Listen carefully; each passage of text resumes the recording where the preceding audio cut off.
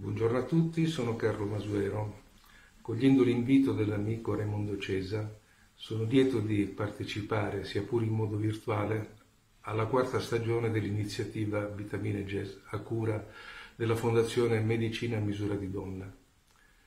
Oggi suonerò un brano brasiliano di Ginga dal titolo Donna Carmelita.